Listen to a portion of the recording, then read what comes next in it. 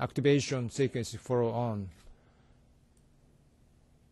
And pressurized modules will be transferred from the final portion of the pressurized modules. That its sequence is must be performed in one JAM mission. And the manipulator, JAM RMS manipulator is deployed and checked out. And that picture is show a total overview.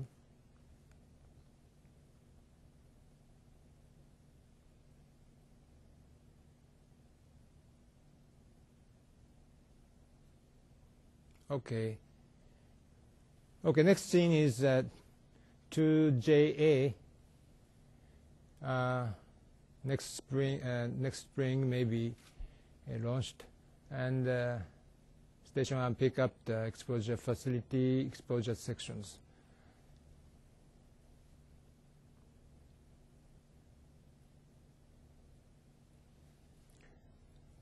Mobile transport move to the right position, and the exposure facility is going to at the end of the pressurized modules JAM unique bathing mechanisms and attached. And next is exposure section, pick up from the cargo bay and hold to the middle portion of the space.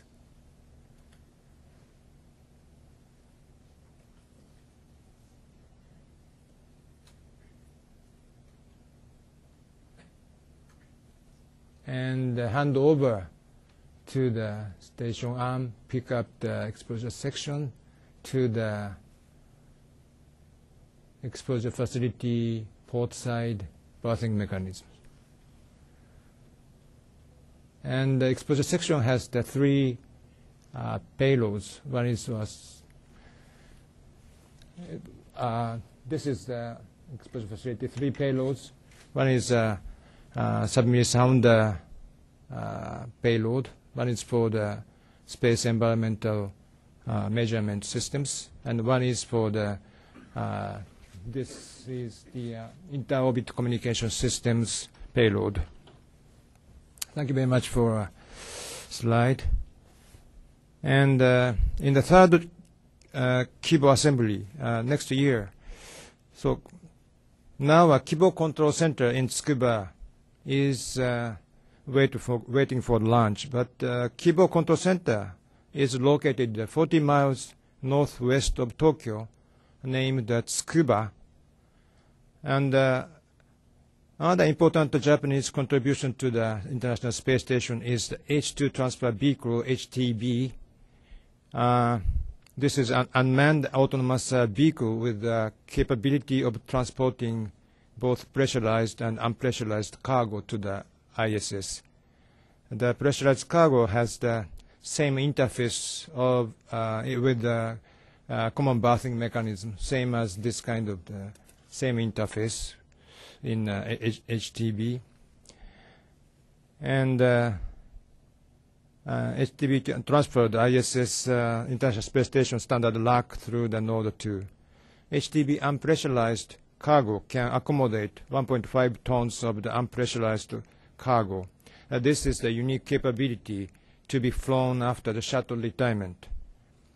And now HTV element of the proto-flight models are gathering in Tsukuba Space Center for various testing, thermal vacuum testing and end-to-end connection testing, and also HTV through to the TDRS and to the HTV control center in Tsukuba. Real end-to-end testing is planned. So launch is now summer next year. So far, HTV and H2B rocket development are on schedule. So far, so good. HTV control center is is in Tsukuba. It's now using for the HTB flight control team's simulation and training, and with connection to the Houston HTB NASA flight controller teams. And next is Japanese ISS objectives. Very briefly, we can acquire the basic technology for our future human space activities by participating in this ISS. I pick up the 3 points. Number one, through the keyboard development and the utilization, we seek to acquire the cutting-edge technology and foster new technology and knowledge. By such acquisition, we expect that we'll be able to contribute to the development of our society. Number two, by having experiment opportunity for long period of time on ISS, we will be able to acquire much scientific knowledge through the experiments and to provide commercial utilization opportunities in pressurized modules. As an example, protein is expected to be crystallized in a good quality due to the elimination of the convection. Such a crystal is useful for studying the precise molecular structure of the protein by the X-ray.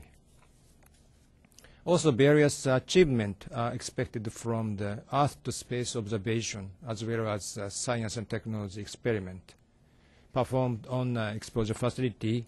This is very beneficial for wide field of view, exposed view to the Earth and the space, and also exposed to the space environment. Number three, Japan is a resource-poor country, so that science and technology is one of the important fields for our future prosperity. Participating in the big international cooperative efforts provides the training to many managers, engineers, researchers, not only in the scientific and medical area, but also area of the law, contracts, and the public relations. In addition, the ISS program and the human space activity stir intellectual curiosity and intellectual interest of the young people and contribute to the fostering creative young generations in future. We international partners have cultivated international cooperation mechanism and spirit through the ISS. Partnership is a very good result of the ISS program. So finally, since 1985, Kibo core module will be launched soon. After the Kibo pressurized module is attached to the ISS, we will have control of our own manned spacecraft, this one, and our astronauts from our own control center. Pressurized module is a major contribution to the ISS, and it shows the ISS is coming into the stage of the truly international.